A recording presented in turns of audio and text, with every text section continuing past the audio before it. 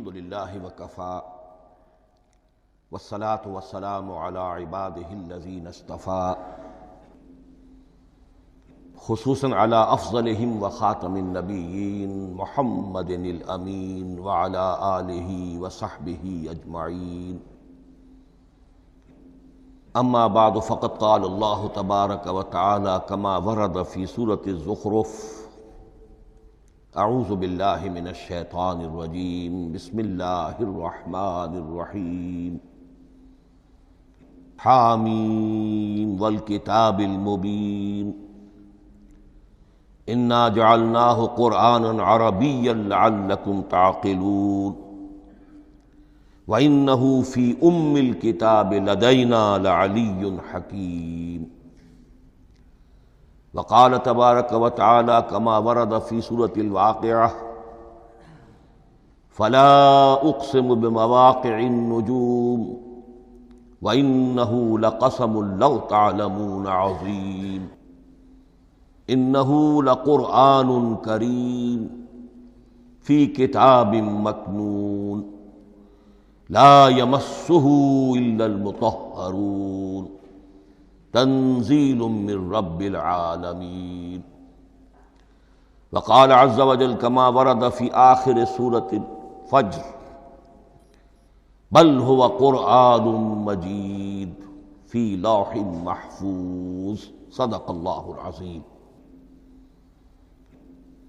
رب اشرح لی صدری ویسر لی امری واحلل عقدۃ من لسانی یفقہوا قولی اللہم ربنا الہمنا رشدنا واعذنا من شرور انفسنا اللہم ارنا الحق حقا وارزقنا اتباعہ وارنا الباطل باطلا وارزقنا اجتنابہ اللہم ارحمنا بالقرآن العظیم واجعلہ لنا اماما ونورا وہدى ورحمہ اللہم ذکرنا منہ ما نسینا وعلمنا منہ ما جہلنا وارزقنا تلاوتہ آناء اللیل وآناء النہار واجعلہ لنا حجتا یا رب العالمین آمین۔ تعارف قرآن کے ضمن میں سب سے پہلی بات جو سمجھنے کی ہے وہ یہ کہ قرآن مجید کے بارے میں ہمارا اجمالی عقیدہ کیا ہے۔ یہ تین جملوں پر مشتمل ہو سکتا ہے۔ ہمارے نزدیک قرآن اللہ کا کلام ہے جو محمد الرسول اللہ صلی اللہ علیہ وسلم پر نازل ہوا، اور تیسرے یہ کہ یہ مکمل محفوظ شکل میں موجود ہے بنوعاً، اس میں نہ کوئی تحریف ہوئی ہے نہ کوئی تبدیلی ہوئی ہے۔ یہ کم سے کم تین اجزاء ہیں ہمارے عقیدے کے قرآن مجید کے بارے میں۔ لیکن اب اس کی کچھ علمی توضیحات۔ سب سے پہلے یہ کہ کلام ہونا، اس کا اللہ کا کلام ہونا، اس لیے کہ آپ کے علم میں ہے کہ تورات جو حضرت موسیٰ علیہ السلام کو دی گئی تھی وہ لکھی ہوئی شکل میں پتھر کی تختیوں پر لکھی ہوئی صورت میں دی گئی تھی، اور قرآن مجید کی تنزیل جو محمد رسول اللہ صلی اللہ علیہ وسلم پر ہوئی ہے وہ ایک مختلف صورت میں ہوئی ہے۔ اس کو قرآن مجید خود اللہ کا کلام قرار دیتا ہے۔ چنانچہ سورہ توبہ کی آیت ہے، آیت نمبر 6، وَإِنْ أَحَدٌ مِّنَ الْمُشْرِكِينَ اسْتَجَارَكَ فَأَجِرْهُ حَتَّى يَسْمَعَ كَلَامَ اللَّهِ ثُمَّ أَبْلِغْهُ مَأْمَنَهُ۔ جب ہجرت کے 9ویں سال آخری وارننگ دی گئی تھی مشرکین عرب کو کہ اب صرف تمہیں چند مہینے کی مہلت دی جا رہی ہے، اس دوران میں آخری فیصلہ کر لو اسلام قبول کرنا ہے یا نہیں، اس لیے کہ اس کے بعد مشرکین عرب کے لیے کوئی رعایت نہیں ہوگی، جو لوگ اسلام قبول نہیں کریں گے انہیں تہہ تیغ کر دیا جائے گا۔ فَإِذَا انْسَلَخَ الْأَشْهُرُ الْحُرُمُ فَاقْتُلُوا الْمُشْرِكِينَ حَيْثُ وَجَدتُّمُوهُمْ۔ جب یہ مہلت ختم ہو جائے تو ان مشرکین کا قتل عام کرو۔ اس کی وضاحت پھر جب سورہ توبہ ہم پڑھیں گے تو اس وقت ہوگی، اس وقت یقیناً ذہن میں کچھ اشکالات آئیں گے، لیکن اس وقت اس ضمن میں تفصیلی بحث کا موقع نہیں۔ اب اس میں ایک استثناء رکھا گیا کہ ایک مشرک ہے، وہ چاہتا ہے کہ اتنا بڑا چیلنج جو ہمیں دے دیا گیا تو تو ہمیں موقع دیا جائے کہ ہم آئیں، آپ کے پاس بیٹھیں، کچھ دن رہیں، اللہ کا کلام سنیں، آپ کیا بات منوانا چاہتے ہیں، اس کے لیے کیا دلائل ہیں، اس کو اچھی طرح سمجھیں، اس کا ہمیں موقع ہونا چاہیے۔ اس کے لیے یہ آیت نازل ہوئی کہ وَإِنْ أَحَدٌ مِّنَ الْمُشْرِكِينَ اسْتَجَارَكَ، اے نبی اگر ان مشرکین میں سے کوئی شخص آپ سے پناہ طلب کرے فَأَجِرْهُ، اسے پناہ دیجئے، حتیٰ یسمع کلام اللہ، یہاں تک کہ وہ اللہ کا کلام سن لے، ثم ابلغہ مأمنا، پھر یہ بھی نہیں کہ اسی وقت اسے کہا جائے کہ تم مانتے ہو یا نہیں مانتے، نہیں، پھر اسے اس کے امن کے مقام پر پہنچا دو۔ یہ جو آیت ہے اس میں لفظ کلیئر آ گیا کہ قرآن مجید اللہ کا کلام ہے۔ لیکن اب اسی تل کے اوٹ میں پہاڑ والا مسئلہ ہے، ٹپ آف آئس برگ، اس کے نیچے وہ کتنا بڑا تودہ ہوتا ہے۔ کلام جو ہے اللہ تعالیٰ کی صفت ہے، اور یہ بڑا مسئلہ گہرا ہے، اور علم کلام کا ایک بڑا پیچیدہ مسئلہ ہے کہ ذات باری تعالیٰ اور اس کی صفات کے مابین کیا ربط و تعلق ہے۔ آیا صفات ذات کا جز ہیں، جزو لا ینفک ہیں، حصہ ہے، یا کچھ زائد بر ذات ہے، جس کو علامہ اقبال نے ایک جگہ کہا ہے صفات ذات حق، حق سے جدا یا عین ذات۔ یہ ہمارے علم کلام کا ایک بڑا پیچیدہ مسئلہ ہے، لیکن یہ کہ اس میں متکلمین کا جو تقریباً اجماعی فیصلہ ہے وہ دو لفظوں میں آتا، لا عین ولا غیر۔ اللہ کی صفات نہ تو اس کی ذات کا عین ہے نہ اس کی ذات سے غیر ہے، بہت پیچیدہ شکل ہے، اور یہ بھی اس وقت کا میرا موضوع نہیں ہے، میں صرف کسی اور موضوع کے لیے صرف حوالے دے رہا ہوں۔ بہرحال قرآن مجید کا جو تعلق ہے ذات باری تعالیٰ کے ساتھ، وہ اس مسئلے سے بخوبی واضح ہو جاتا ہے کہ چونکہ یہ اللہ تعالیٰ کی صفت ہے، اور صفت کو ہم یہ نہیں کہہ سکتے کہ وہ ذات باری تعالیٰ سے جدا ہے، یہ بھی نہیں کہہ سکتے کہ اس کی ذات کا جزو لا ینفک ہے۔ کچھ اسی طرح کا تعلق ہے قرآن مجید کا ذات باری تعالیٰ کے ساتھ، لیکن یہ مسئلہ قرآن مجید میں خود بیان ہوا، اور سورہ حشر کی آیت میں تو یہ فرمایا گیا، اللہ تعالیٰ نے اپنے اس کلام کی عظمت کو یوں بیان کیا، وہ عظمت کما ہیا، جیسے کہ وہ فی الواقع ہے، اور جس کا کہ گویا کہ پورا ادراک ہمارے لیے اپنی بہت سی محدودیتوں کی وجہ سے ممکن نہیں ہے، لیکن ایک تمثیل کے پیرائے میں سمجھایا، لو انزلنا ھذا القرآن علی جبل لرأیتہ خاشعا متصدعا من خشیۃ اللہ وتلک الامثال نضربها للناس لعلهم یتفکرون۔ اگر ہم نے اس قرآن کو کسی پہاڑ پر اتار دیا ہوتا تو تم دیکھتے کہ وہ دب جاتا اور پھٹ جاتا اللہ کے خوف سے۔ اور یہ مثالیں ہیں جو ہم لوگوں کے لیے بیان کرتے ہیں تاکہ وہ غور کریں، تدبر کریں، سمجھیں۔ ما لا یدرک کلہ لا یترک کلہ، اگرچہ بتمام و کمال عظمت قرآن کا فہم ان کے لیے ممکن نہیں ہے، لیکن کسی درجے میں تو کچھ انعکاس اس کا ہو جائے، کچھ اندازہ ہو جائے، انسان اپنی ذہنی سطح کے اعتبار سے، اس کی مناسبت سے کسی درجے میں عظمت قرآن کا اندازہ کر لے، تو اللہ تعالیٰ کے ان الفاظ کو سامنے رکھے کہ لو انزلنا ھذا القرآن علی جبل لرأیتہ خاشعا متصدعا من خشیۃ اللہ۔ اب اس آیت کو سمجھنے کے لیے سورہ اعراف کی آیت نمبر 143 کو سمجھنا ہوگا، اسی اصول کے تحت کہ القرآن یفسر بعضہ بعضا، قرآن کا ایک حصہ دوسرے حصے کی تشریح کرتا ہے۔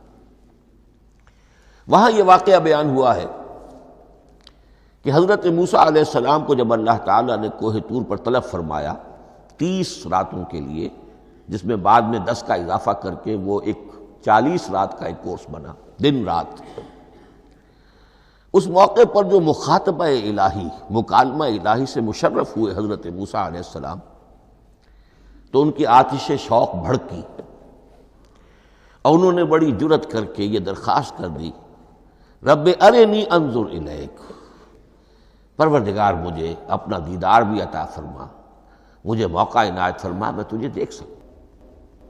یہ ان کی وہ آتش شوق کا مسئلہ ہے۔ لیکن جواب کیا ملا؟ لن ترانی، تو مجھے ہرگز نہیں دیکھ سکتے۔ وَلَٰكِنِ انظُرْ إِلَى الْجَبَلِ فَإِنِ اسْتَقَرَّ مَكَانَهُ فَسَوْفَ تَرَانِي۔ لیکن ظاہر بات ہے کہ حضرت موسیٰ علیہ السلام کو بات سمجھانے کے لیے کچھ مشاہدہ بھی کرانا تھا۔ فرمایا تم مجھے نہیں دیکھ سکتے، البتہ اس سامنے کے پہاڑ پر نگاہ جماؤ، ہم اس پر اپنی ایک تجلی ڈالیں گے۔ یہ اگلی الفاظ کے اندر وضاحت ہے، میں یہاں پہلے سے بیان کر رہا ہوں سمجھانے کے لیے۔ اگر وہ پہاڑ ہماری اس تجلی کو، تجلی کسے کہتے ہیں؟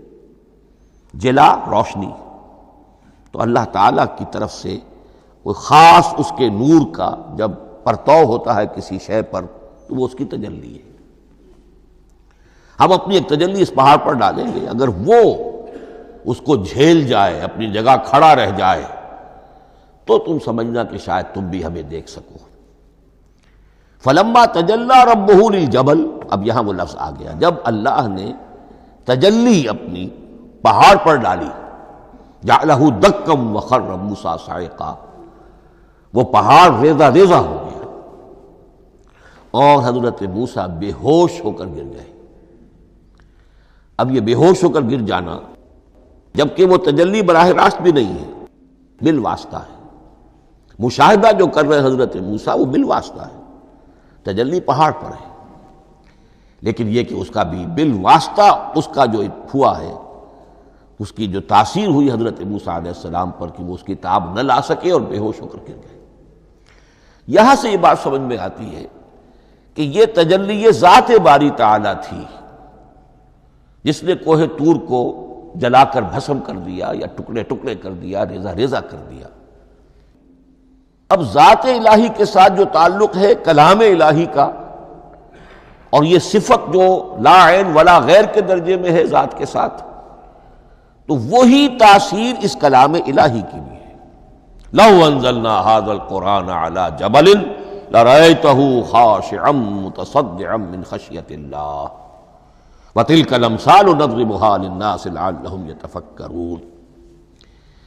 اس حقیقت کو اس دور میں میں اپنے مطالعے کی محدودیت کا اعتراف کرتے ہوئے عرض کر رہا ہوں کہ میرے نزدیک جس قدر پرشکوہ انداز میں علامہ اقبال نے بیان کیا ہے، اسی کیفیت کو وہ شاید اس کی کوئی مثال نہ مل سکے۔ فاش گویم آنچ در دل مضمر است، یہ کتابیں نیست چیزیں دیگر است۔ میں صاف ہی کہہ دیتا ہوں جو میرے دل میں چھپی ہوئی بات ہے۔ فاش گویم آنچ در دل مضمر است، یہ کتابیں نیست، اس قرآن کو کتاب نہ سمجھنا، یہ کچھ اور شے ہے، چیزیں دیگر است۔ اب وہ چیزیں دیگر کیا ہے؟ وہی جو میں نے عرض کیا، ذات باری تعالیٰ اور کلام کا صفت باری تعالیٰ ہونا، اس کے بنا پر جو مناسبت ہے، جو قرب ہے، جو مشابہت ہے۔ مثل حق پنہاؤ ہم پیداستو، زندہ و پائندہ و گویاستو۔ اس کلام میں اللہ تعالیٰ کی ساری صفات کا انعکاس موجود ہے۔ یہ بات ویسے بھی سمجھ میں آتی ہے، کوئی شخص ذرا گفتگو کرے، چند جملے جب وہ ادا کرے گا اپنی زبان سے، تو معلوم ہو جائے گا کہ اس کے فہم کا، اس کی دانش کا، اس کے مطالعے کا حدود اربع کیا ہے اور اس کے ذہن کی سطح کیا، سمجھ میں آ جائے گی بات۔ اس لیے کہ کلام جو ہے وہ متکلم کی پوری شخصیت کی عکاسی کر رہا ہوتا۔ تانت بازی راگ پایا، چند جملے کسی نے کہا، پتہ چل گیا کہ یہ کس سطح کے آدمی ہیں، علمی اعتبار سے، معلوماتی اعتبار سے، تہذیبی اعتبار سے، کلچرڈ ہیں یا نہیں ہیں، یہ ساری باتیں چند جملوں میں واضح ہو جائیں گی۔ تو اللہ تعالیٰ کی بھی جملہ صفات کا عکس اس قرآن میں موجود ہے۔ ان میں سے جن چند چیزوں کا ذکر علامہ نے شعر میں کیا، وہ جو سورہ حدید کی آیت ہے، هو الاول والآخر والظاہر والباطن، اللہ الظاہر بھی ہے، الباطن بھی ہے۔ اتنا ظاہر کہ اس سے زیادہ ظاہر کوئی شے نہیں، اور اتنا باطن کہ اس سے زیادہ چھپی ہوئی کوئی شے نہیں۔ اسی لیے حضور سے جو منقول ہیں الفاظ کہ پروردگار انت الظاہر فلیس فوقک شیء وانت الباطن فلیس دونک شیء، یہی کیفیت قرآن کی ہے۔ مثل حق پنہاں و ہم پیداستو، پنہاں بھی ہے ظاہر بھی ہے، جیسے ذات باری تعالی، اور جیسے اللہ تعالیٰ کی شان ہے جو آیت الکرسی کے شروع میں آئی، الحی القیوم، مثل حق پنہاں و ہم پیداستو، زندہ و پائندہ و گویاستو۔ یہ قرآن جو ہے اللہ تعالیٰ کی صفات کا ایک عکس اپنے اندر رکھتا ہے۔ اس سے ذرا آگے چلیے، کلام کے بارے میں۔ اب کلام الہی ظاہر بات ہے کہ صفت ہے، اور صفت قدیم ہے۔ اللہ کی صفات حادث نہیں ہے، اللہ کی ذات بھی قدیم ہمیشہ سے ہے، اور اس کی صفات بھی قدیم ہمیشہ سے۔ اور یہ جو کلام الہی ہے، ظاہر بات ہے کہ یہ جو ہماری زبان کے حروف و اصوات ہیں، کلام الہی تو ان سے منزہ ہے، مبرہ ہے، ماورا ہے، اعلیٰ ہے، عرفہ ہے۔ ہماری زبانوں کے حروف و اصوات، الفابیٹس جگہ جگہ تبدیل ہو جائیں گے، انگریزی کے کچھ اور ہیں، اردو کے کچھ اور ہیں، عربی کے کچھ اور ہیں۔ کلام الہی ان تمام سے آگاہ، عرفہ، منزہ اور مبرہ ہے۔ یہ کلام الہی جب بھی نازل ہوا ہے، ظاہر بات ہے حضرت موسیٰ پر اگر کتاب اتاری گئی، وہ بھی علم الہی سے آئی، لیکن وہ عبرانی زبان میں آئی۔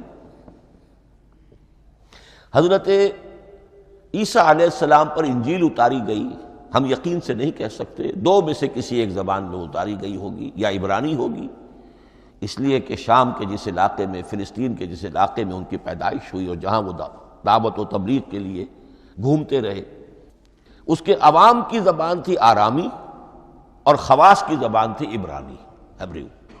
تو یا تو وہ بھی تورات کی طرح عبرانی ہی میں نازل ہوئی تھی، یا آرامی میں ہوگی، لیکن اب کوئی نسخہ نہ ہیبریو کا، کوئی قدیم نسخہ دنیا میں موجود ہے، نہ آرامی کا۔ جو سب سے پرانا نسخہ ملتا ہے انجیل کا، وہ اس کا ترجمہ ہے، لیٹن زبان کا ترجمہ ہے، یا گریک ترجمہ ہے، اصل کوئی نہیں۔ بہرحال جب وہ کلام الہی محمد الرسول اللہ پر نازل ہوا، اب اس نے حروف و اصوات کا وہ جامہ پہنا کہ جو عربی زبان کے ہیں۔ یہی وجہ دیکھیے، میں نے جو آیت سورہ حامیم، یہ جو سلسلہ سور ہے اس میں سے سورہ زخرف کی آیت جو میں نے آپ کو سنائی، حامیم والکتاب المبین انا جعلناہ قرآنا عربیا لعلکم تعقلون، ہم نے بنا دیا ہے اپنے اس کلام کو قرآن عربی، اس کو عربی حروف و اصوات کا جامہ ہم نے پہنا دیا ہے۔ انا جعلناہ قرآنا عربیا لعلکم تعقلون، کہ چونکہ مخاطب اول جو قوم تھی امیین، ان کی زبان عربی تھی، لعلکم تعقلون، تاکہ تم اس کو سمجھ سکو۔ اب اس سے آگے چلیے، اصل قرآن مجید کے 3 مقامات سے معلوم ہوتا ہے، اصل قرآن اللہ کے پاس ہے۔ یہ قرآن جو ہمارے پاس ہے، مصحف ہے، مصحف عثمان رضی اللہ تعالی عنہ، یہ اس قرآن کی مصدقہ نقل ہے۔ اصل قرآن کہاں ہے؟ ایک جگہ فرمایا بل ہوا قرآن مجید فی لوح محفوظ، لوح محفوظ میں ہے، اصل قرآن وہاں ہے۔ اسی طریقے سے اسی سورہ زخرف کی اگلی آیت کیا ہے؟ ہم نے اسے عربی قرآن بنا کر اتارا، لیکن اصل قرآن کیا ہے؟ وَإِنَّهُ فِي أُمِّ الْكِتَابِ لَدَيْنَا لَعَلِيٌّ حَكِيمٌ، حقیقت میں تو یہ ام الکتاب میں ہے جو ہمارے پاس ہے، اور علی ہے، بہت بلند، حکیم، بڑی حکمت والا، یا محکم مضبوط، حکیم کے دونوں معنی ہیں۔ استحکام بھی اسی ہے کاف اور میم کے مادے سے بنا ہے، کسی شے کا پختہ ہو جانا، مضبوط ہو جانا، اور عقل کی پختگی وہ حکمت ہے، وہ دانائی ہے۔ اس اعتبار سے نوٹ کیجئے اصل قرآن کہاں ہے؟ لوح محفوظ میں۔ اصل قرآن کہاں ہے؟ ام الکتاب میں۔ اسی کو کہا گیا ہے ایک اور مقام پر، فی صحف مکرمۃ مرفوعۃ مطہرۃ بایدی سفرۃ کرام بررہ۔ یہ قرآن، اصل قرآن تو بڑے صحیفوں میں، ان صحیفوں میں ہے، ان صفحات میں ہے، ان اوراق میں ہے، جس کی شان کیا ہے؟ مکرمۃ، ان کی انتہائی تعظیم کی جاتی ہے، مطہرۃ، نہایت پاک صحیفے، فی صحف مکرمۃ مرفوعۃ، بلند و بالا، مطہرۃ بایدی سفرۃ کرام بررہ، ان فرشتوں کے ہاتھ میں جو بہت باعزت، بہت اونچے درجے کے، ان کے ہاتھوں میں ہے۔ وہ لوگ ہیں کہ جن کی تحویل میں ہے یہ کلام پاک، فی صحف مکرمۃ مرفوعۃ مطہرۃ بایدی سفرۃ کرام بررہ۔ اب اسی کو بیان کیا ہے سورہ واقعہ میں، فلا اقسم بمواقع النجوم، تو نہیں، میں قسم کھاتا ہوں ستاروں کے ڈوبنے کی جگہ کی۔ وَإِنَّهُ لَوْ تَعْلَمُونَ لَقَسَمٌ عَظِيمٌ، وَإِنَّهُ لَقَسَمٌ لَوْ تَعْلَمُونَ عَظِيمٌ، اور اگر تم جان سکتے تو یہ بہت بڑی قسم ہے جو ہم نے کھائی ہے، بہت بڑی گواہی ہے جو ہم نے پیش کی ہے۔ اب تدریجاً اس کا انکشاف ہو رہا ہے۔ یہ آج جو تصور ہے بلیک ہولز کا، اس سے کچھ اندازہ ہوتا ہے یہ ستارے کہاں ڈوب جاتے ہیں، بڑے بڑے ستارے نسیم منسیہ ہو جاتے ہیں، ستارے نہیں، پوری گیلیکسیز اس میں گم ہو جاتے ہیں، وہ مقبرے ہیں بڑی بڑی گیلیکسیز کے۔ فلا اقسم بمواقع النجوم وانہ لقسم لو تعلمون عظیم انہ لقرآن کریم، یہ قرآن ہے بہت باعزت، فی کتاب مکنون، اور یہ اس کتاب میں جو چھپی ہوئی ہے۔ یہ لؤلؤ مکنون کا لفظ آتا ہے قرآن مجید میں، جیسے موتی ہوتے ہیں انہیں چھپا کر رکھا جاتا ہے ڈبیوں میں، مخملی ڈبیوں کے اندر موتیوں کو، اسی طریقے سے فی کتاب مکنون، لا یمسہ الا المطہرون، وہ صحیفے بھی بہت مطہرہ تھے اور ان کو چھو نہیں سکتے مگر وہی جو انتہائی پاک ہیں، ملائکہ مقربین، جن کے قریب سے بھی ہو کر معصیت یا گناہ کا کوئی تصور تک نہیں گزر سکتا، وہ ہیں جو اس کو چھوتے ہیں، ان کے ہاتھوں میں ہے، ان کی تحویل میں ہے۔ یہ ہے وہ چیزیں کہ جس سے اندازہ ہوا کہ اصل قرآن کہاں ہے۔ یہ جو ہمارے پاس ہے در حقیقت یہ نقل مطابق اصل ہے، مصدقہ نقل ہے۔ اب اس میں آپ سے عرض کر دوں کہ ایک بہت خوبصورت بات ہمیں جو ملتی ہے، تورات میں جو استثناء، جو صفر استثناء ہے، ڈیوٹرانومی، اس کے 18ویں باب میں 18ویں اور 19ویں آیات جو ہیں اس میں ذکر موجود ہے، میں ان کے لیے انہی کے بھائیوں میں سے تیری مانند ایک نبی برپا کروں گا۔ اللہ تعالیٰ کلام فرما رہے ہیں یہاں حضرت موسیٰ علیہ السلام سے، آج بھی موجود ہے۔ اولڈ ٹیسٹمنٹ، ڈیوٹرانومی یا کتاب استثناء، سفر استثناء، اس کا 18واں باب، اس کی 18ویں اور 19ویں آیات، جب چاہیں جا کر دیکھ لیں۔ میں ان کے لیے ان کے بھائیوں ہی میں سے تیری مانند ایک رسول اٹھاؤں گا، میں ان کے لیے انہی کے بھائیوں میں سے تیری مانند ایک نبی برپا کروں گا اور اپنا کلام اس کے منہ میں ڈالوں گا، اور جو کچھ میں اس سے کہوں گا وہی وہ ان سے کہے گا۔ یہ ہے جو پیشین گوئی ہے محمد الرسول اللہ صلی اللہ علیہ وسلم کی۔ اور یہاں وہ فرق واضح کر دیا گیا، اے موسیٰ، تم سے تو یا تو ہم نے کلام کیا ہے یا تمہیں جو کتاب دی ہے وہ لکھی ہوئی دی ہے۔ لیکن جو نبی تیری ہی مانند میں برپا کروں گا. اب اس میں بھی نوٹ کرنے کی بات ہے کہ حضرت موسیٰ کے مشابہ نبی اکرم صلی اللہ علیہ وسلم کے سوا کوئی نبی نہیں. صاحب کتاب وہ بھی تھے، صاحب کتاب محمد بھی ہیں، صاحب امت وہ بھی تھے، اور صاحب امت محمد رسول اللہ ہے. تیری مانند صاحب شریعت. حضرت عیسیٰ صاحب شریعت نہیں تھے، شریعت موسوی ہی کو نافذ کرنے کے لیے آئے تھے. ان کی حیثیت دین موسوی کے مجدد کی تھی. ویسے نبی تھے، اللہ کے فضل و کرم سے نبی تھے، اس میں کوئی شک نہیں، رسول تھے. لیکن یہ کہ ان کے کام کی نوعیت کیا تھی؟ اس لیے کہ کوئی نئی شریعت لے کر نہیں آئے. اب بھی انجیل میں الفاظ موجود ہیں، don't think I have come to destroy law. The mosaic law جسے یہ کہتے ہیں، شریعت موسوی، وہ تم پر نافذ رہے گی، تم اس کی پابندی کرو گے. چونکہ صاحب شریعت رسول یا موسیٰ یا محمد صلی اللہ علیہ وسلم علیہ الصلوۃ والسلام. تو میں ان کے بھائیوں میں سے، اب بھائی کون ہوں گے؟ ظاہر بات ہے بنی اسرائیل، ان کے کزنز کون ہیں؟ بنی اسماعیل. بنی اسرائیلی تو جو بھی نبی ہے وہ انہی میں سے ہے، ان کے بھائیوں میں سے. تو بھائی تو ہوگا، ان کا کزن ہوگا. اب وہ کون ہے؟ بنی اسماعیل.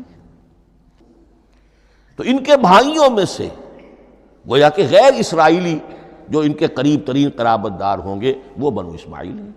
تیرے مانند صاحب شریعت نبی میں برپا کروں گا، لیکن اس پر جو میرا کلام اترے گا وہ کس شکل میں اترے گا؟ میں اپنا کلام اس کے منہ میں ڈالوں گا، اور پھر وہ جو کچھ کہے گا وہ وہی کہے گا جو میں نے کہا ہے. اب اس کے حوالے سے ایک بہت اہم بات سمجھ لیجئے، اور قرآن مجید کے دو اہم مقامات کی وضاحت اس سے ہو جائے گی. یہ کلام اللہ، قرآن مجید میں اس کو قول جبرائیل بھی کہا گیا ہے. کلام اللہ حضرت جبرائیل کے ذریعے سے جب ادا ہوا ہے تو قول جبرائیل ہے، اور پھر جب وہ محمد الرسول اللہ کی زبانی ادا ہوا تو قول رسول ہے، قول محمد ہے صلی اللہ علیہ وسلم. یہ قول اللہ بھی ہے، قول جبرائیل بھی ہے، اور قول محمد بھی ہے بیک وقت. یہ بات دیکھیے سورۃ تکویر، اذا الشمس کورت، انہ لقول رسول کریم ذی قوت عند ذی العرش مکین مطاع ثم امین وما صاحبکم بمجنون. یہ یہاں پر حضرت جبرائیل کا ذکر ہو رہا ہے. وما ہوا بقول شیطان الرجیم. محمد تک اس قرآن کو لانے والا تو وہ بلند پائے کا فرشتہ ہے، یہ کوئی شیطان رجیم نہیں ہے. اس لیے کہ مکے والوں نے کہہ دیا تھا ہو سکتا ہے کوئی بدروح آئی ہو محمد پر، اور اس بدروح نے کوئی الٹی سیدھی بات سکھا دی ہو. نہیں، انہ لقول رسول کریم. یہاں رسول کریم کون ہے؟ حضرت جبرائیل. انہ لقول رسول کریم ذی قوت عند ذی العرش مکین، بڑی قوت والا اور جس کا بڑا اونچا مقام اور مرتبہ ہے عرش والے کے قریب. ذی قوت عند ذی العرش مکین مطاع ثم امین.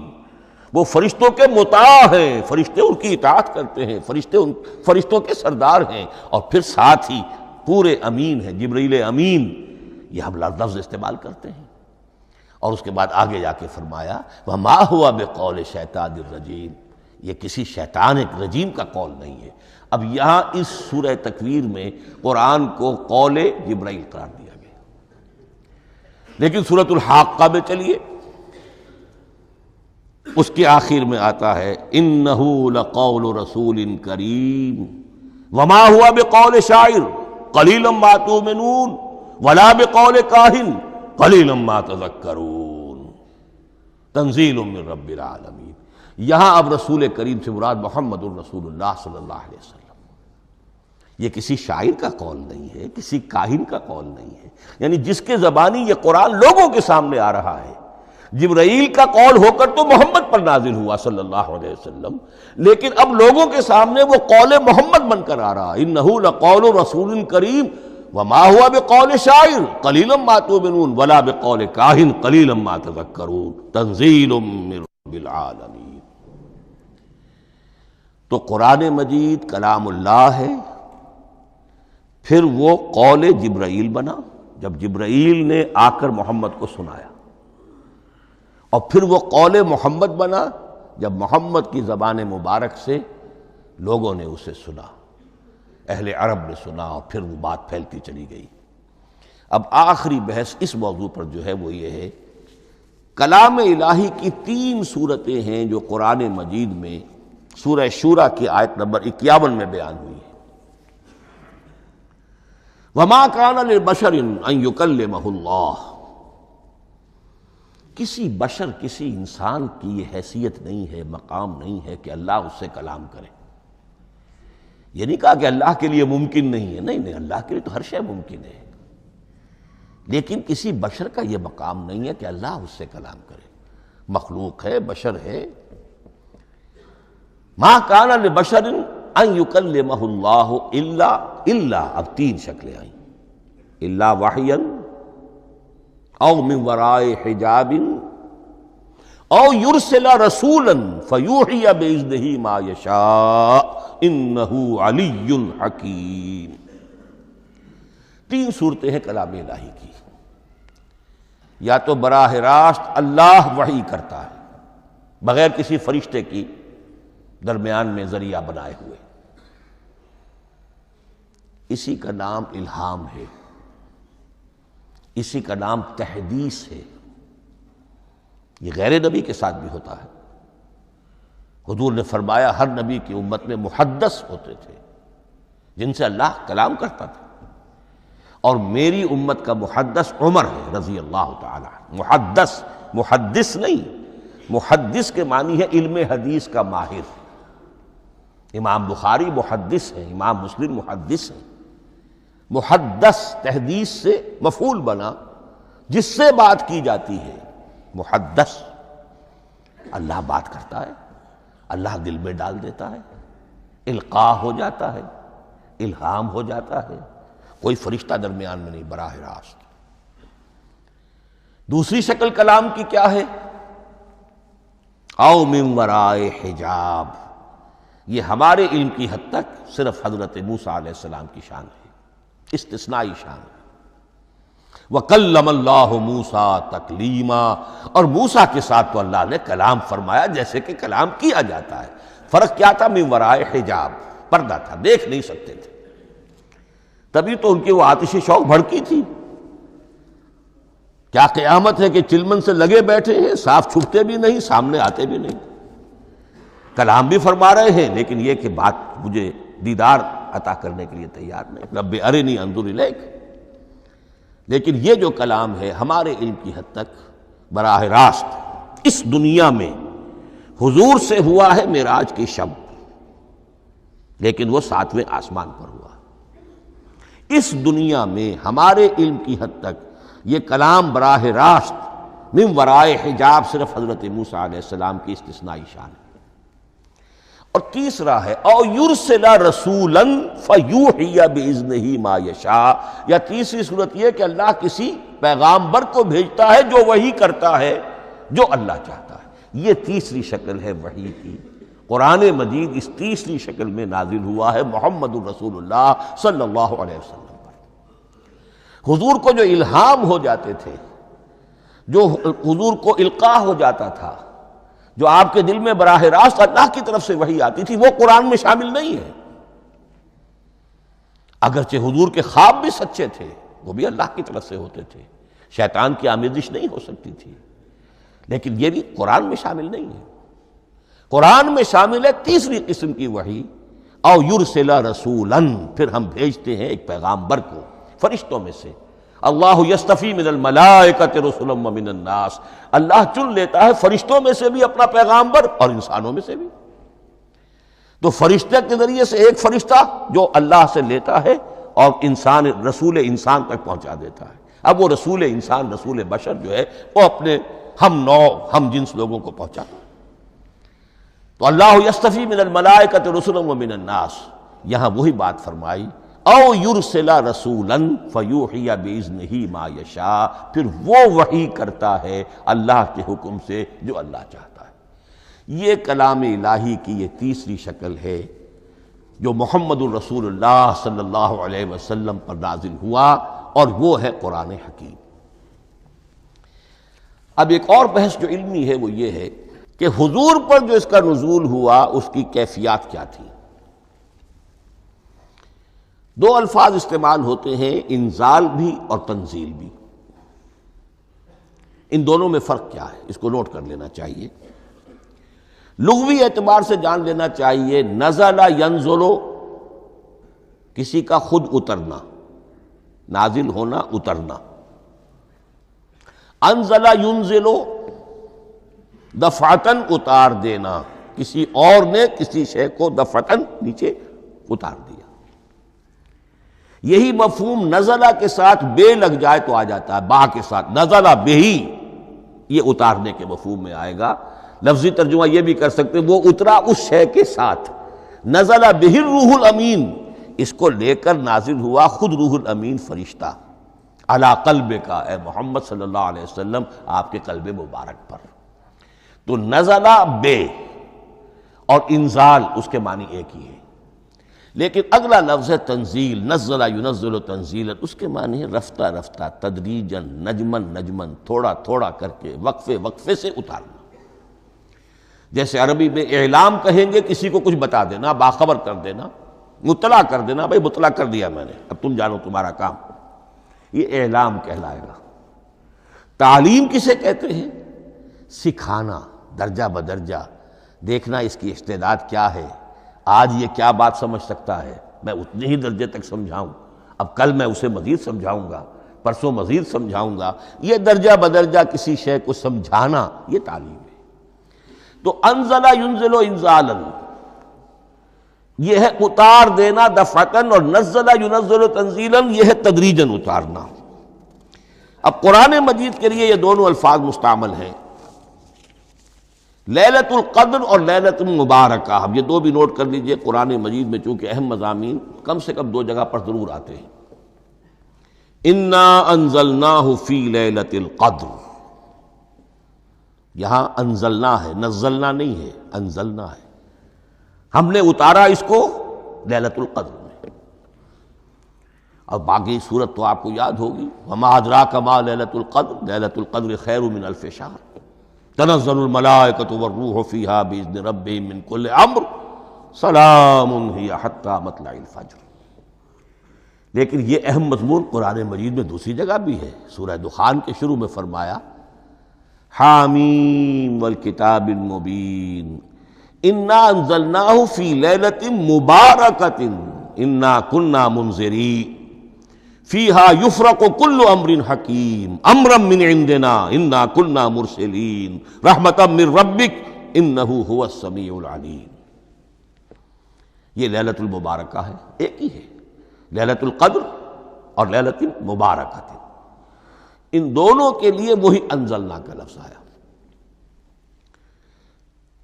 لیکن یہ کہ سابقہ کتابوں کے اعتبار سے قرآن مجید کا فرق واضح کیا گیا ہے۔ مثلا سورہ نساء کی آیت نمبر 136 بہت نمایاں ہے، بہت نمایاں ہے۔ وہاں فرمایا گیا یا ایھا الذین آمنوا آمنوا باللہ ورسولہ والکتاب الذی نزل علی رسولہ والکتاب الذی انزل من قبل۔ اے ایمان کے دعوے دارو، حقیقتاً ایمان لاؤ، ایسے ایمان لاؤ جیسے ایمان لانے کا حق ہے، اللہ پر بھی اور اس کے رسول پر بھی، اور اس کتاب پر بھی جو اللہ نے اپنے رسول پر نازل فرمائی، اور اس کتاب پر بھی جو اللہ نے پہلے نازل فرمائی۔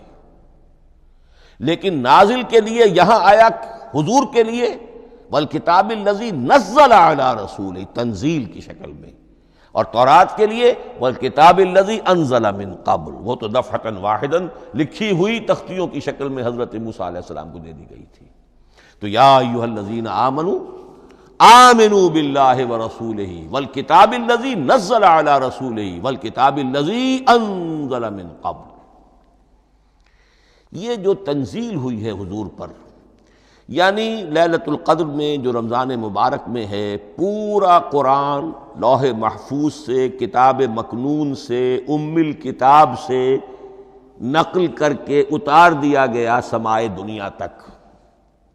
پہلا آسمان جسے ہم کہتے ہیں سمائے دنیا، وہ آسمان جو قریب ترین ہے دنیا کے۔ وہاں سے اب یہ درجہ بدرجہ تھوڑا تھوڑا چند آیتیں، چند سورتیں، پھر آیتیں، پھر سورتیں، یہ نازل ہوا محمد الرسول اللہ صلی اللہ علیہ وسلم پر۔ گویا کہ پہلا مرحلہ انزال کا ہے، پورا قرآن لوح محفوظ یا کتاب مکنون یا ام الکتاب سے نقل کر کے اتار دیا گیا سمائے دنیا تک۔ یہ ہے انزل ینزل انزالا، انا انزلناہ فی لیلۃ القدر انا انزلناہ فی لیلۃ مبارکہ۔ لیکن محمد الرسول اللہ پر یہ نازل ہوا اب تھوڑا تھوڑا، نجمن نجمن، درجہ بدرجہ، تدریجن۔ یہ ہے تنزیل۔ اس تنزیل کی حکمت قرآن مجید میں بیان ہوئی ہے، اور اس اعتبار سے کہ اہل عرب نے، اہل مکہ نے اعتراض کیا تھا کہ یہ پورا قرآن کیوں نہیں محمد ایک ہی مرتبہ پیش کر دیتے صلی اللہ علیہ وسلم۔ اس میں جو چیز مضمر تھی وہ یہ تھی کہ چونکہ یہ حقیقت میں اللہ کا کلام نہیں ہے، یہ محمد کا اپنا کلام ہے، تو کوئی شاعر دنیا میں ایسا نہیں ہے جو ایک دم اپنا پورا دیوان دے دے۔ وہ تو ساری عمر میں تھوڑا تھوڑا، آج غزل کہی، کل قصیدہ کہا، پرسوں کچھ اور کہا، پھر وہ جمع ہوتا ہے تو وہ دیوان بنتا ہے۔ اسی طریقے سے تو یہ کر رہے ہیں۔ اگر یہ اللہ کا کلام ہوتا تو بیک وقت آ جاتا۔ یہ تو ذرا محنت کرتے ہیں، کچھ اس کے اندر اس کو اپنی محنت سے کوشش کر کے کچھ موضوع کرتے ہیں، کلمات، الفاظ، اور اس طریقے سے رفتہ رفتہ لے کر آ رہے ہیں۔ اس لیے ان کا اعتراض نقل ہوا ہے یہ وَقَالَ الَّذِينَ كَفَرُوا لَوْلَا نُزِّلَ عَلَيْهِ الْقُرْآنُ جُمْلَةً وَاحِدَةً، انہوں نے کیوں نہیں اترا یہ قرآن پورا کا پورا ایک ہی بار؟ یہ اعتراض تھا۔ اس اعتراض کے جو جوابات دیے گئے ہیں وہ نوٹ کیجئے کہ لوگوں کے حق میں یہ مفید ہے، یہ پورے قرآن کا تحمل ایک وقت میں کر نہیں سکتے۔ یہ پورا قرآن تو ایک ہی مرتبہ اگر پہاڑ پر بھی اتار دیا جاتا تو وہ پھٹ جاتا، دب جاتا۔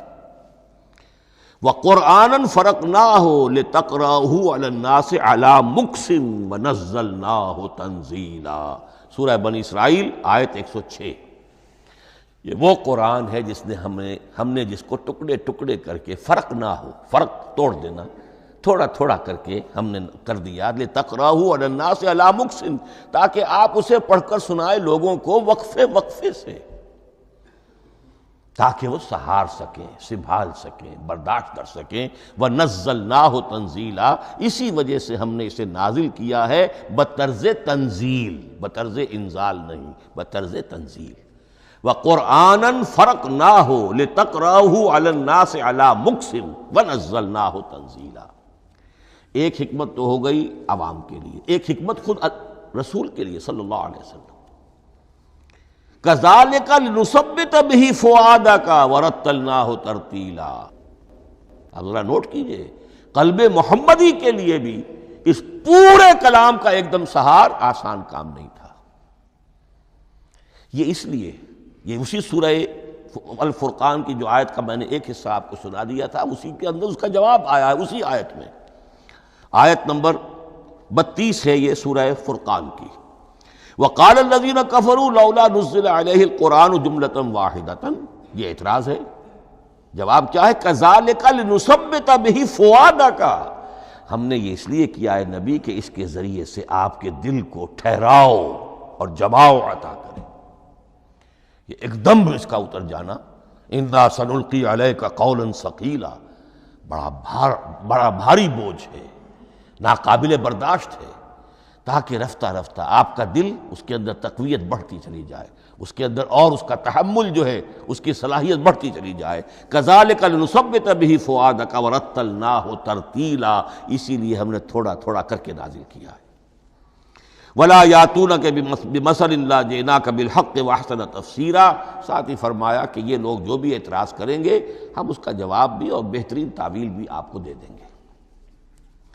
اب اگلی بحث یہ ہے، یہ قرآن کب اور کہاں نازل ہوا؟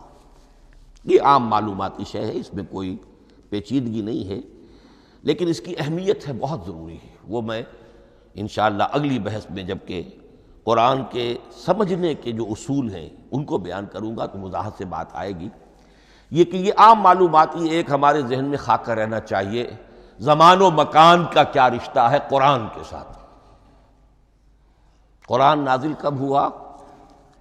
ہمارا چونکہ عام طور پر جو معمول ہے، ہم تو جو کرسچین ایرا ہے اس کے حوالے سے ہمارے ذہن کے اندر سارا حساب کتاب ہے، تو سن 610 عیسوی سے لے کر 632 عیسوی تک شمسی حساب سے 22 سالوں میں قرآن نازل ہوا ہے۔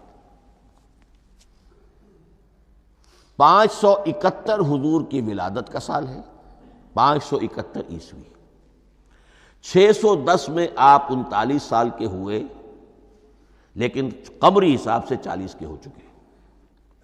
610 میں قرآن کی تنزیل شروع ہوئی اور 632 میں آپ کا انتقال ہوا۔ 22 برس زمانی اعتبار سے نقشہ ذہن میں رکھیے، اور اسے ہم اگر دوسرے حساب سے کہیں گے تو عام الفیل، وہ جو ابرہہ آیا تھا بیت اللہ کو ڈھانے کے لیے، وہ سال عربوں میں بہت مشہور ہو گیا تھا، اور وہی سال حضور کی ولادت کا ہے، تو عام الفیل ہی میں حضور کی ولادت ہوئی، لہذا 40 عام الفیل میں قرآن مجید کا نزول شروع ہوا، اور 11 ہجری تک یہ 23 برس بنتے ہیں قمری حساب سے۔ ایک رائے یہ بھی ہے کہ قرآن کا نزول 20 برس میں ہوا ہے، اور اس میں وضاحت یہ ہے کہ پہلے 3 سال اللہ تعالیٰ نے ایک فرشتے کو، حضرت اسرافیل علیہ السلام کو مامور کیا تھا حضور کی تعلیم پر۔ دنیاوی اعتبار سے حضور نے کوئی تعلیم حاصل نہیں کی، آپ امی تھے، آپ نے دنیاوی اعتبار سے کسی کے سامنے زانو تلمس طے نہیں کیا، کہیں کوئی تعلیم حاصل نہیں کی، کہیں کوئی تحصیل علم نہیں کی، لیکن اللہ تعالیٰ نے علمہ شدید القویٰ، اللہ تعالیٰ نے جو کچھ انہیں سکھایا ہے، جو علم انہیں عطا کیا ہے، تو ایک روایت یہ ہے کہ 3 برس تک، اور اس کے بعد پھر قرآن نازل ہونا شروع ہوا، تو 20 برس تک قرآن نازل ہوا۔ لیکن وہ لوگ بھی مانتے ہیں کہ سورہ علق کی آیتیں نازل ہو چکی تھی، پھر 3 برس کا وقفہ ہے۔ سورہ علق کی آیتیں کیا ہے؟ جو پہلی وحی ہے، اقرأ بسم ربک الذی خلق، خلق الانسان من علق، اقرأ وربک الاکرم الذی علم بالقلم، علم الانسان ما لم یعلم۔ گویا کہ بسم اللہ ہو رہی ہے محمد الرسول اللہ صلی اللہ علیہ وسلم کی تعلیم کی، اور جن گھرانوں میں یہ رواج ابھی تک چل رہا ہو، بسم اللہ بچوں کی کراتے ہیں، ایک تقریب کی شکل میں منعقد کرتے ہیں، ہمارے ہاں یہ رواج تھا، اب ہم چھوڑ چکے ہیں، کہ جو تقریب بھی حضور کی اور صحابہ کی زندگیوں سے ثابت نہ ہو، ہمیں کوشش کرنی چاہیے کہ ان تقریبات کا سلسلہ منقطع کریں۔ ما انا علیہ واصحابی، ہماری تقریبات جو ہیں وہ بس وہیں تک محدود رہنی چاہیے۔ بہرحال وہ جو ایک چلتی ہے روایت، 4 سال 4 مہینے 4 دن کا بچہ یا بچی ہے تو بسم اللہ یہی آیتیں پڑھی جاتی ہیں، پڑھ تو نہیں سکتا، انگلی رکھ کر پڑھانے والا کوئی عالم دین بیٹھ جاتا ہے سامنے، وہ نہا دھو کر بچہ یا بچی بیٹھی ہوئی ہے، اور اس کو اقرأ بسم ربک الذی خلق، خلق الانسان من علق، اقرأ وربک الاکرم الذی علم بالقلم، علم الانسان ما لم یعلم۔ اب اس میں تو سارا پڑھنے پر زور ہے، حصول علم پر زور ہے، کسی تبلیغ کا حکم ہی نہیں، ابھی رسالت کا کوئی تذکرہ کچھ بھی نہیں، اس میں تو قیامت کا بھی کوئی ذکر نہیں۔ اب اس کے بعد روایت یہ ہے کہ 3 برس تک پھر حضرت اسرافیل دن رات حضور کے ساتھ رہے ہیں اور آپ کی تعلیم ہوئی ہے، اور پھر 3 برس کے بعد پھر وحی کا سلسلہ شروع ہوا ہے، واللہ عالم۔ لیکن یہ کہ جب سورہ اقرا نازل ہو چکی ہے، اس کی 5 آیتیں، تو وہ 3 برس بھی اس کا وقفہ شمار ہوں گے، زمانہ نزول پھر وہی 23 برس رہے گا۔ اسی کے ساتھ میں نے عرض کیا تھا کہ دوسری بات یہ کہاں نازل ہوا قرآن، ایک لفظ میں تو یہ سمجھ لیجئے یہ حجاز میں نازل ہوا۔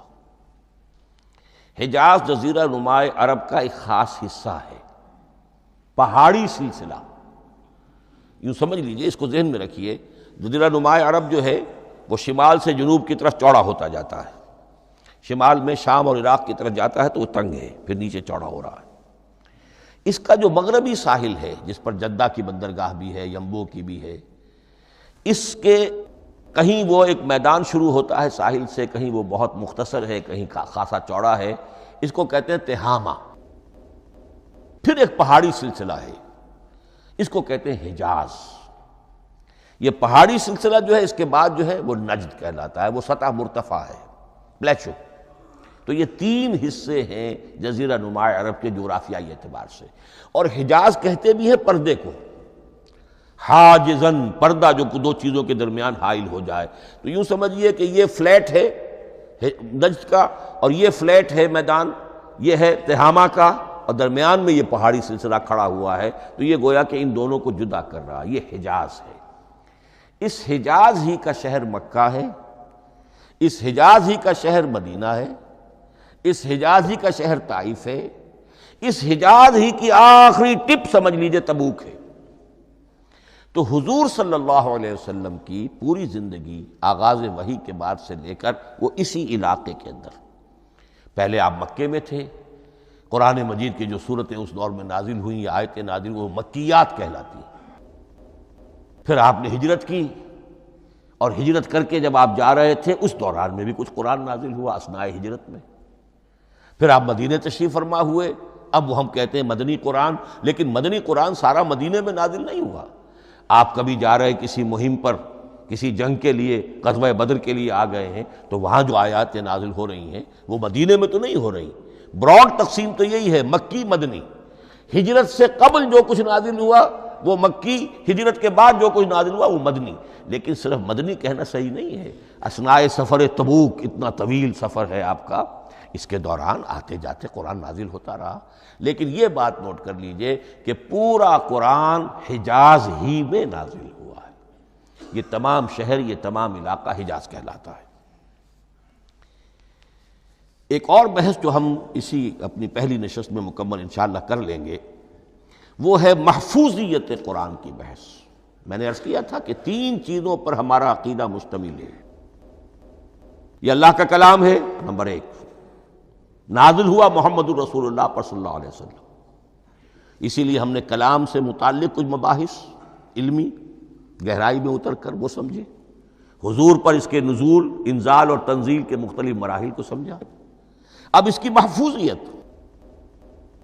محفوظیت کے اعتبار سے واقعہ یہ ہے کہ واحد کتاب ہے پوری دنیا میں، واحد کتاب جس کے بارے میں دشمن بھی تسلیم کرتے ہیں، چاہے وہ اسے اللہ کا کلام نہ مانے، لیکن یہ مانتے ہیں کہ بعین ہی وہ شے جو محمد نے اپنی امت کو دی تھی آج بھی امت کے پاس صحیح موجود ہے. ظاہر بات ہے اگر تو اسے اللہ کا کلام مانے، وہی مانے، تب تو مسلمان ہی ہو گئے. وہ تو یہی کہتے ہیں کہ بہرحال محمد نے چاہے خود لکھا، تصنیف کیا، جو بھی کچھ کیا اس کو چھوڑ دیجئے، لیکن جو شے محمد نے اپنی امت کو دی تھی صلی اللہ علیہ وسلم بعین ہی وہ شے موجود ہے. تو یہ محفوظیت قرآن کی جو ہے، جبکہ کوئی اور دنیا کی کتاب اس کی مدعی ہی نہیں. تورات والوں کا سرے سے یہ دعویٰ ہی نہیں ہے. وہ تورات تو گم ہو گئی تھی نبوکدنضر کے حملے کے وقت، اس کے بعد سے دنیا میں تورات کا وجود نہیں ہے. اور پھر 100 برس کے بعد اپنی یادداشتوں سے مرتب کی ہے یہ تورات جو آج ہمارے سامنے ہے. انجیل کا جیسا کہ میں عرض کر چکا ہوں کوئی نسخہ جو ہے نہ عبرانی کا موجود ہے نہ آرامی زبان کا ہے. دنیا کی کوئی کتاب نہیں جو دعویٰ کر سکتی ہو. یہ قرآن جو شروع ہوتا ہے ذالک الکتاب لا ریب فیہ، یہ دعویٰ دنیا کی کسی اور کتاب نے خود کیا بھی نہیں. اس کی بھی جس قدر پرشکوہ الفاظ میں علامہ اقبال نے اس کی ترجمانی کی ہے انہی کا حصہ ہے. حرف اورا ریب نئے، تبدیل نئے، آیش شرمندہ تعویل نئے. اس قرآن کے کسی حرف میں کوئی تحریف ہو جانا نہیں، امکان ہی نہیں. قطعی طور پر کسی لفظ کا بدل دیا جانا نہیں. حرف اورا ریب نئے، تبدیل نئے، اس میں کسی کا شک پر مبنی ہونا نہیں. آیش شرمندہ تعویل نئے. اس کی آیت کوئی بھی ایسی نہیں جسے تروڑا مروڑا جا سکے. یہ اپنی حفاظت خود کرتی ہے. لا یاتیہ الباطل من بین یدیہ ولا من خلفہ، حامیم السجدہ کی آیت نمبر 42. اس پر باطل حملہ آور ہو ہی نہیں سکتا. انا نحن نزلنا الذکر وانا لہ لحافظون، ہم ہی نے یہ الذکر نازل کیا ہے اور ہم ہی اس کی حفاظت کرنے والے. جہاں تک پہلے ٹکڑے کا تعلق ہے اس آیت مبارکہ کا، اس میں تو تورات بھی آئے گی. تورات کس نے نازل کی؟ اللہ نے نازل کی. انجیل کس نے نازل کی؟ اللہ نے نازل کی. انا انزلنا التوراۃ فیہا ھدی ونور. یہ سورہ مائدہ میں الفاظ ہیں۔ انجیل کے بارے میں بھی ہم نے انجیل عطا کی عیسیٰ کو، فیہ ھدی و نور، لیکن یہ کہ انا نحن نزلنا الذکر، اس کو اس قدر تاکید کے ساتھ کہہ کر وَإِنَّا لَهُ لَحَافِظُونَ، اور ہم ہی اس کے محافظ ہیں۔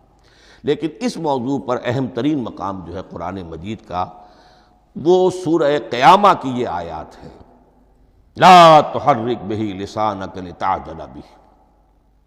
جب قرآن نازل ہوتا تھا حضور جلدی جلدی زبان کو حرکت دیتے تھے، یاد کر لیں، مبادا کہیں بھول جاؤ، مبادا کوئی لفظ جو ہے تبدیل ہو جائے۔